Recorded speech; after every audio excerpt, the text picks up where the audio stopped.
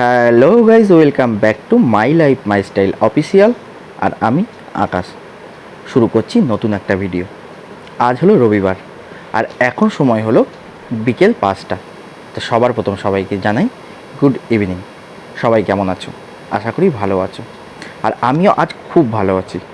তো দেখতেই পাচ্ছ বিকালবেলা আমি উঠে পড়েছি, ফ্রেশ হয়ে বেরানোর জন্য রেডি হয়ে গেছি। কিন্তু বেরোতে যাব হঠাৎ করে দেখি বৃষ্টির আগমন। তো সেই জন্য একটু অপেক্ষা করছিলাম বৃষ্টি কখন থামবে, তারপর বেরোবো। একদিকে মন থেকে চাইছিলাম বৃষ্টি থেমে যাক, আর একদিকে কিন্তু চাইছিলাম যাতে না থামুক। কারণ এই মুহূর্তে কলকাতার যা গরম, সেখানে হঠাৎ করে বৃষ্টির আগমন মানে না চাইতেই পাওয়া, এটা অনেক বড় পাওয়া, তাই না? তো সেই জন্যই সবাই চাইছো যাতে বৃষ্টিটা হোক, কিন্তু আমিও চাইছি মন থেকে যাতে বৃষ্টিটা হোক। কিন্তু কি করব বলুন, বেরোতে তো হবে। তো সেই জন্য অপেক্ষা করছিলাম বৃষ্টি কখন থামবে, তারপর বেরিয়ে পড়বো। চারিদিকটা কি অপরূপ সৌন্দর্য লাগছে দেখতে, তাই না বলুন?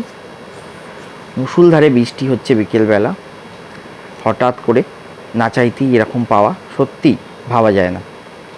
মনটা ভরে যাচ্ছিল। তো চারিদিকটা আমি ব্যালকনিতে দাঁড়িয়ে দাঁড়িয়ে দেখছিলাম, আর দেখছিলাম সময়টাও গড়িয়ে যাচ্ছিল, আমাকে বেরোতে হবে। তো ভাবছিলাম আর কিছুক্ষণ হোক, এত তাড়াতাড়ি যেন বন্ধ না হয়। তারপর মা ঘরে বসেছিল, তো মাও বেরিয়ে চলে এসছে ব্যালকনিতে। কারণ এত সুন্দর মুহূর্ত কেউ কিন্তু হাতছাড়া করতে চাইছে না। কারণ এই গরমের মধ্যে আর টেকা যাচ্ছিল না। হঠাৎ করে বৃষ্টি, সেটা না মানে না চাইতেই পাওয়া, এটা সবাই কিন্তু এই আনন্দটা অনুভব করতে চাইছিল। তাই চলে এসেছিল মাও বাইরে বৃষ্টি দেখতে। তারপর একটু হঠাৎ করে বৃষ্টিটা কমে যায়, তো অনেকটাই টাইম হয়েছিল।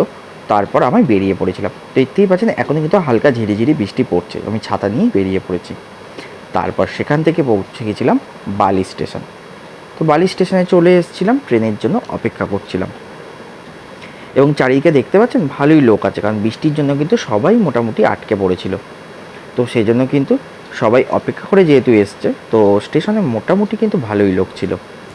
তারপর চলে এসেছিলাম ট্রেনে উঠে কিন্তু বসার জায়গা পাইনি, যেহেতু সবাই মোটামুটি ওয়েট করেছিল, তো ট্রেনে কিন্তু সবাই উঠেছিল, তারপর বসার জায়গা পাইনি।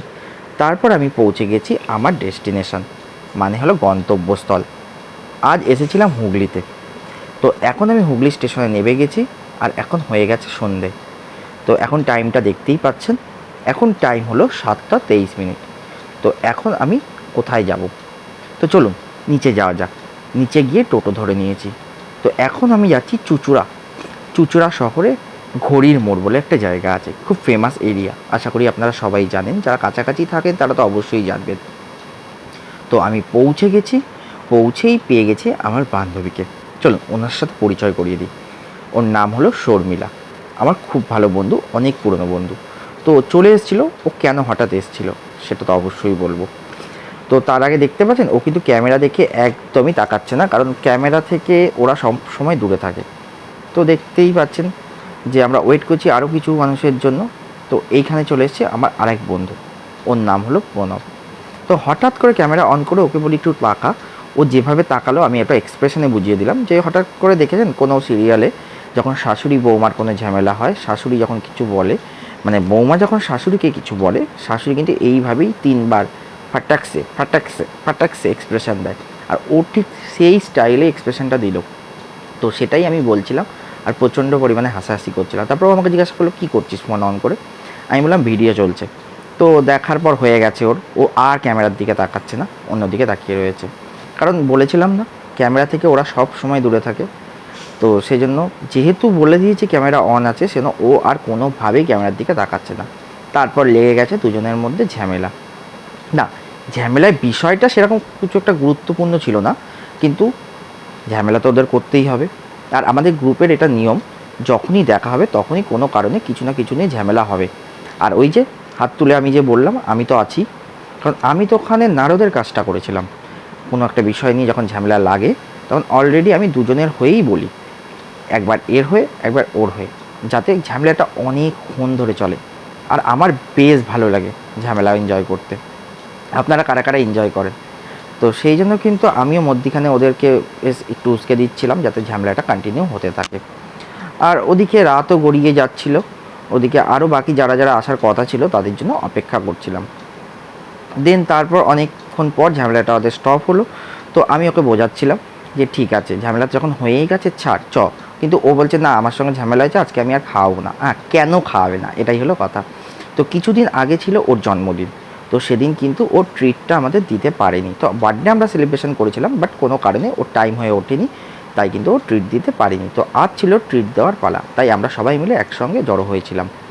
তো এইদিকে দোলাও চলে এসছে অফিস থেকে, ওর জন্যই অপেক্ষা করছিলাম। আর বাকি আরও দুজন আসবে, তারা কিন্তু কোনো কারণে আসতে পারছিল না, লেট হচ্ছিল। তো দোলা কিছু এক্সাইটেড হয়ে এসেছিলো দৌড়ে কিছু বলবে বলে, কিন্তু ক্যামেরা যেহেতু অন আর আমাকে বললো না। তারপর ও চলে গেল ওর কাছে। তো ক্যামেরা অফ করে আমি ওকে বারবার জিজ্ঞাসা করলাম বল বল, আমি একটু শুনি, আমি একটু এনজয় করি, কী বিষয়ে এক্সাইটেড হয়ে এসেছিলি, বাট আমার সঙ্গে শেয়ার করলো না। তারপর ওকে আমি বলছিলাম ঠিক আছে চ, ঝামেলা হয়ে গেছে, এবার আমরা খেয়ে নিই। তো বললো না আমি আজকে আর খাওয়াবো না। তো জাস্ট ও মজা করেই বলছিল। তো দোলাও বোঝাচ্ছিল আরে চ চ। আর একটা বিষয় ছিল, তো আমাদের চুঁচুড়াতে নতুন একটা রেস্টুরেন্ট ওপেন হয়েছে, যার নাম হলো কেশিদাস। মানে কেশিদাস কোম্পানির, ওটা কিন্তু স্পাইসি বলে। তো ওখানে কিন্তু আমরা এখনও কোনো খাবার ট্রাই করিনি। আর আমরা যেটাই হয় চুঁচুড়া শহরে যখন নতুন কোনো রেস্টুরেন্ট ওপেন হয় আমরা কিছু না কিছু খাবার ট্রাই করি। তো ওকে বলছিলাম তো ওখানে চ। হ্যাঁ হতে পারে খাবারটা একটু এক্সপেন্সিভ, বাট জানি না, এখনও ট্রাই করিনি খাবারটা কেমন হবে। তো ওকে বলছিলাম ওখানে চ। তো ও বলছিল না ওটা যাবো না। তো অবশেষে যেটা প্ল্যান ছিল সেটাতেই এলাম, কারণ ও এখানে নাকি আগে থেকে বলে রেখেছে। তো এখানেরও খাবারটা খুব টেস্টি হয়। এই খাবারটার নাম হলো স্পাইসি, মানে রেস্টুরেন্টের নাম হলো স্পাইসি। চলুন ভেতরে যাওয়া যাক।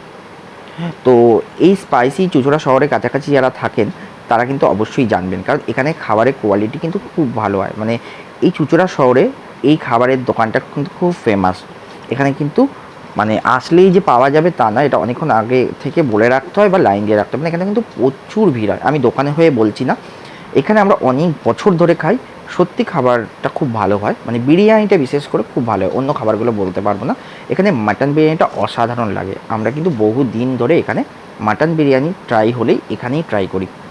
দিন আমরা চলে এসেছিলাম, অনেক রাত হয়ে গেছিলো টেবিল পেতে পেতে, কারণ যেহেতু কালকে ছিল সানডে, তো টেবিল একদমই পাওয়া যাচ্ছিল না। তো অবশেষে আমরা টেবিল পেয়েছি, এখন অলমোস্ট 10টা বেজে গেছিলো।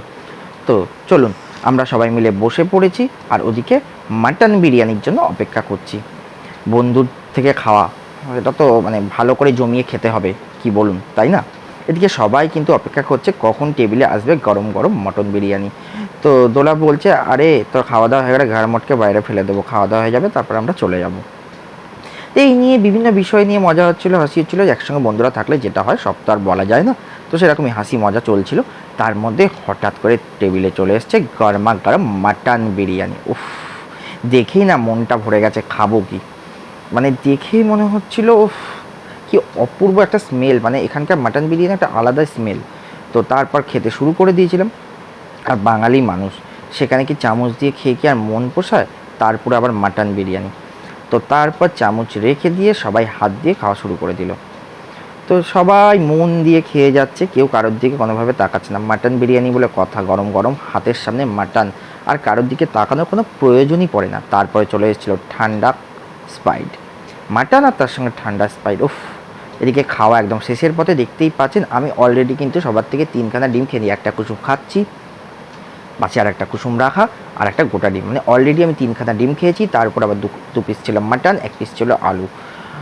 তো অপূর্ব খেতে ছিল, মাটনটাও একদম নরম ছিল, খুব ভালো ছিল। তো চলুন এইভাবে আজকে দিনটা কাটালাম। ভিডিওটা কেমন লাগলো অবশ্যই বলবেন, ভালো লাগলে লাইক কমেন্ট শেয়ার করবেন।